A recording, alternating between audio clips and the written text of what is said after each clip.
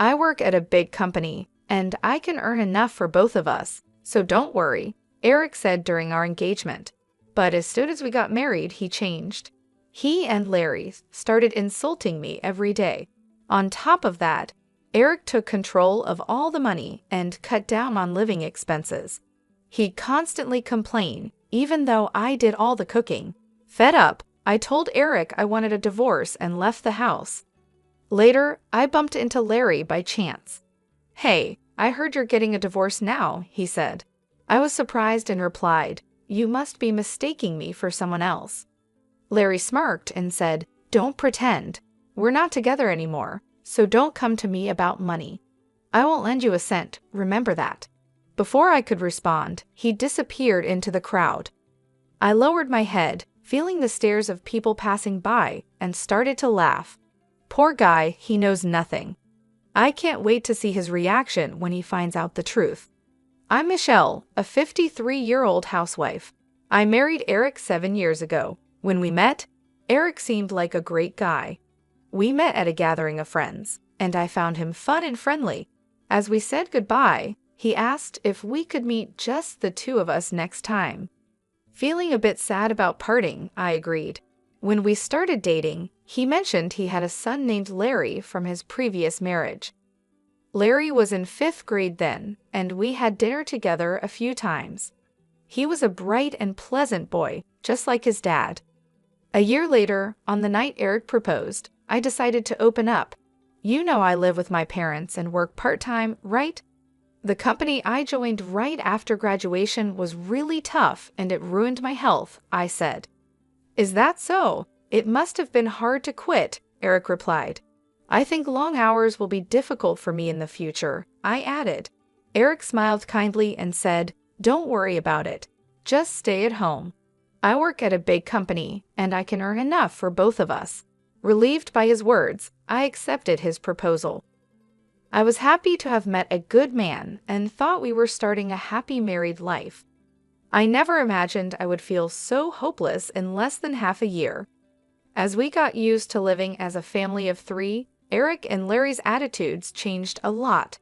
They started making fun of everything I did and said, "Mom, are you in bed again? Where's my sandwich?" Larry asked with a frown as he came into the bedroom before school. I had been helping with weeding at a nearby park yesterday and felt sick because it was an unusually hot day. I had already been feeling unwell since the day before. I had asked Eric for help, but he refused with an annoyed look and said, "Being a housewife must be nice, just slacking off all year. I need my days off too, you know. Let me rest." The next morning, I couldn't get up because I had pushed myself too hard. I apologized to Larry and said, "Sorry, Larry. I couldn't make your sandwich. Here's some money to buy one at the grocery store." Larry complained, "Mom, can't you at least make a sandwich? You always take shortcuts with frozen food or leftovers. You're failing as a mom if you can't even cook." His words hurt. "Don't blame Mom, Larry," Eric said with a half smile as he passed by in the hallway. "Since you skipped the sandwich, tonight's dinner must be fancy." "Oh, is that so? Then I'll look forward to it. Being a housewife, you should have plenty of time for dinner, right? You're not sleeping all day, are you? Make sure to clean thoroughly without slacking." The two of them laughed at my poor condition and made their insensitive comments before leaving. As if I could prepare a fancy meal lying in bed, staring at the ceiling, I let out a heavy sigh. Eric is extremely stingy despite being a section chief at a big company and earning a high salary. The money he gave me for living expenses was ridiculously low. It's my salary, so why should my wife manage it? Eric insisted on managing the finances himself after we got married, and I meekly agreed. I thought it didn't matter who handled the money as long as it was done properly. But then Eric started spending money as he pleased. It's necessary for work.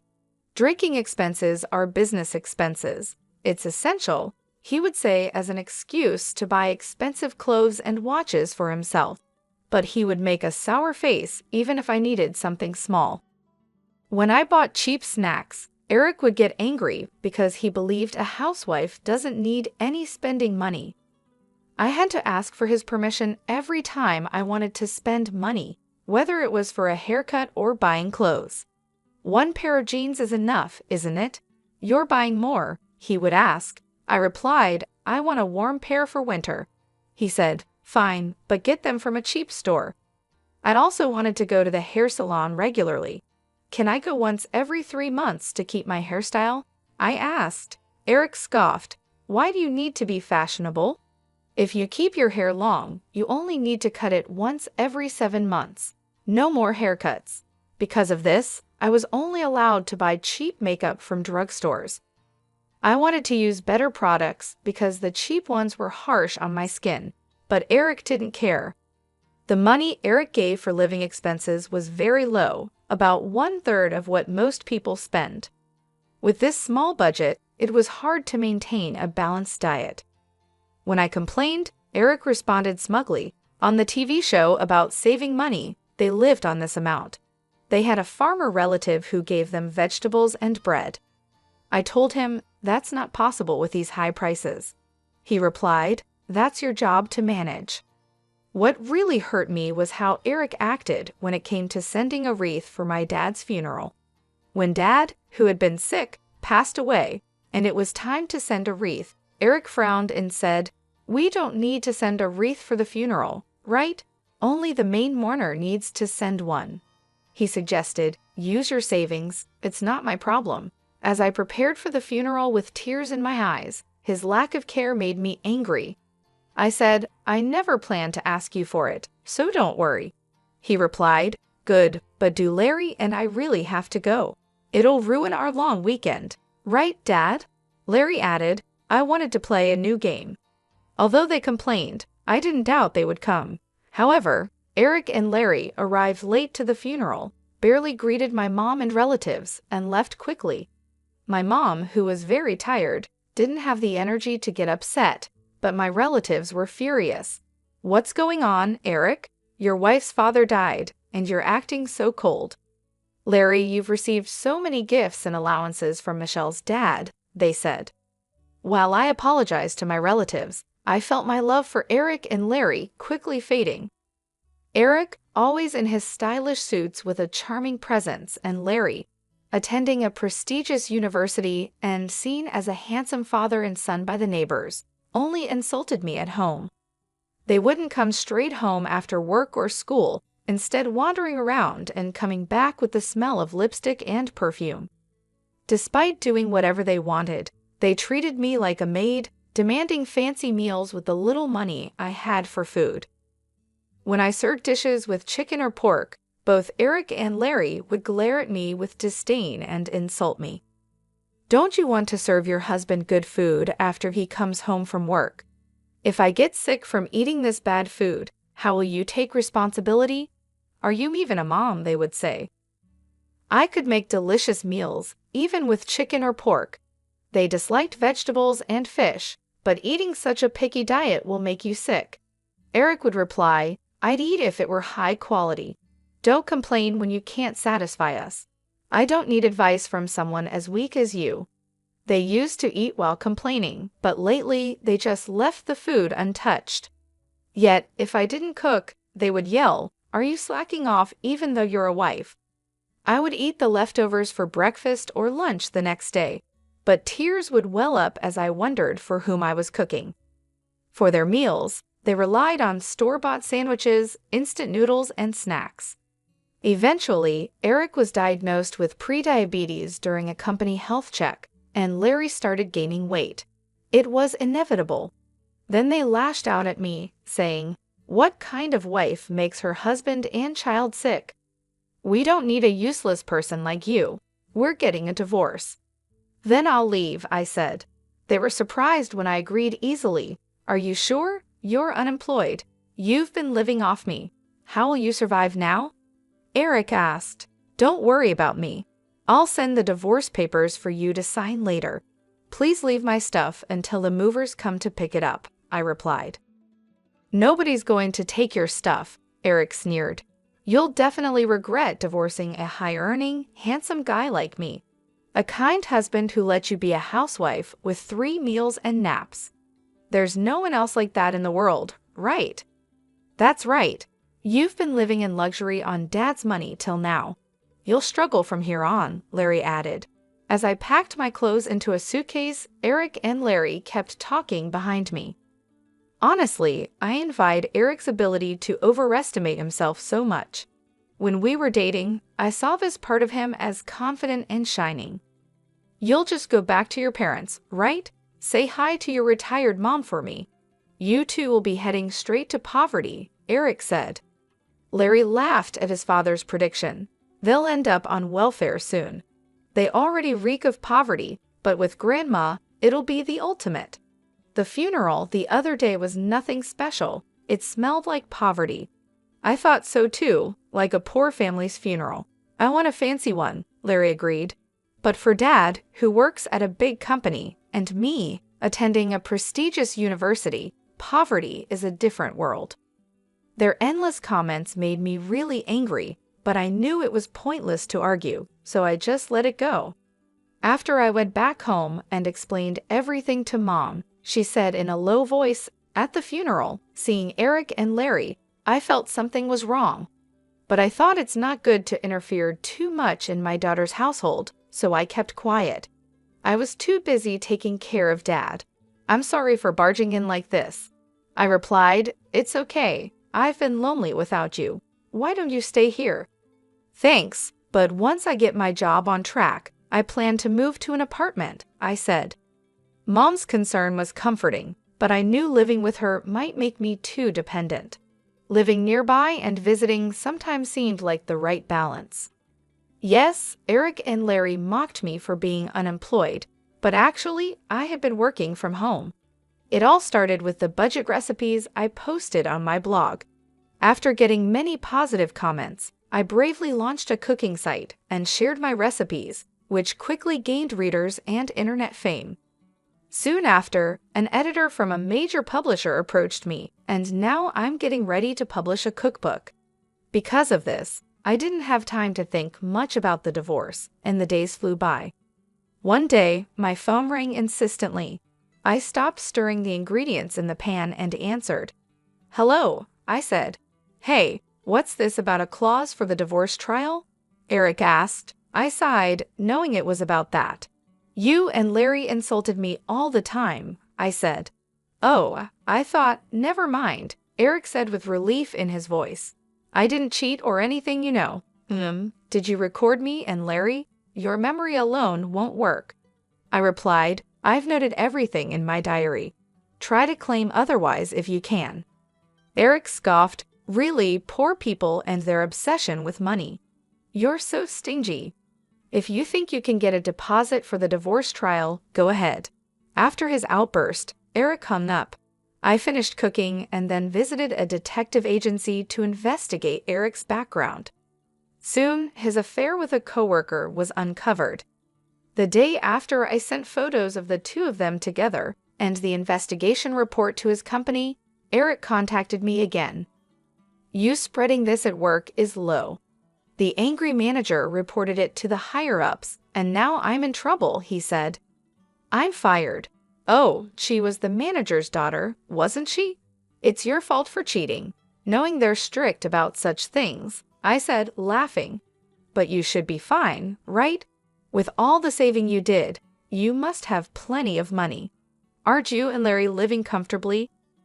Larry moved into a dorm this spring because commuting was tough. I prepaid dorm fees and have apartment loans. My savings were drained by that woman. She was two-timing me with a younger guy, Eric replied. Sounds tough for you, but it's none of my concern. Oh, and about the divorce trial deposit, I'll also take half the value of the apartment for property distribution. When the invoice arrives, please transfer the full amount to my account, I said. Eric was yelling on the other end, but I hung up without caring. One day, while returning from shopping in town, I bumped into Larry. He was dressed in his usual flashy clothes, with piercings all over his face and an eye-catching hairstyle, making him easy to spot from a distance. Seeing me, Larry raised his hand in greeting. Hey, heard you're getting government assistance now. I looked puzzled. Huh? Who are you mistaking me for? Don't pretend, Larry said, smirking. It's obvious where an unemployed old lady like you would end up. If you had just followed me and Dad, you'd still be living a comfortable life. It's pathetic. Feeling really angry, I couldn't help but reply, getting government help is a citizen's right. Any one of us could need it someday due to illness or an accident. It's wrong to look down on that. Yeah, so you're saying you're getting it too, Larry said, smirking and pointing his finger at me. Listen, you and I are estranged. Don't come crying to me for money. Remember that. As I opened my mouth to reply, he turned his back and disappeared into the crowd. I lowered my head, conscious of the stares of passers-by, shaking my shoulders. I couldn't help but laugh. It was just too ridiculous. Poor thing, he knows nothing. I can't wait to see his reaction when he finds out the truth. A few days later, I woke up to find an unbelievable number of missed calls from Larry. Reluctantly, I called back. Larry shouted furiously, "You deceived me, old woman. What are you talking about? I've heard from a cousin you got 3 high-rise apartments from Grandpa's inheritance and are living a carefree life. Hiding that and getting a divorce is cowardly," he said. "That's my personal asset. Why should I share it? I have to tell you or Eric, it's joint property. You should have done a distribution of property with Dad during the divorce.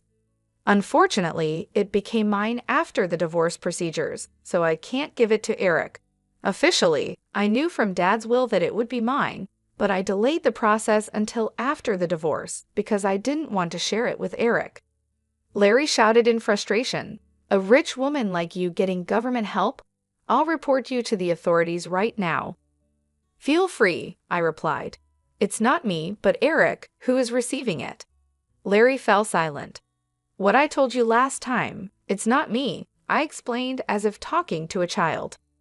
"Honestly, even without the inheritance, I can live well.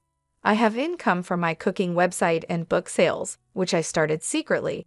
But Eric, after spending all his money on his affair, has lots of bills piling up and is borrowing heavily. When his affair was discovered and he was fired, his income stopped. Are you listening? Dad's on government assistance now," I said, pulling the phone away from my ear as Larry screamed. Waiting for him to calm down, I continued, "You really didn't know anything. He's too proud to tell his son. According to relatives, he asked for money. He's behind on his apartment rent and facing eviction, staying at home all day in an old apartment. If you're worried, why don't you contact him?" There was silence on the other end for a while. Then Larry said resentfully, "You're cold-hearted. After all Dad did for you, you have no intention of repaying him. If you have money, you should give some to Dad." "Why should I?" I said. "Since our marriage, it's been nothing but unpleasant memories. I don't feel like I owe him anything," I stated coldly. "If you're so concerned, why don't you, son, lend him money? You're working part-time after all." "I don't have savings. The part-time pay goes to hanging out with friends and stuff," Larry said, suddenly evasive. I smirked. "You've been living quite lavishly for a student. Borrowing money to hang out at clubs is not a good idea." "How do you know that?" he asked. "The other day in town, I saw you from across the street. After we parted, you met up with a girl at a club and went into a brand store arm in arm. Also, a club membership card was left at the house. Using my credit card for shopping without my permission is out of the question." Larry stammered, "That's unfair. You got high-rise apartments from Grandpa. Why don't I or Dad get a share? This is discrimination." Yeah, the credit card bill will be sent soon. Make sure you pay it before it's due," I replied. Before I could finish, the call was disconnected. I sighed and ended the call too. Just when I thought it was all over, a few months later, Eric and Larry showed up at my parents' house without any notice.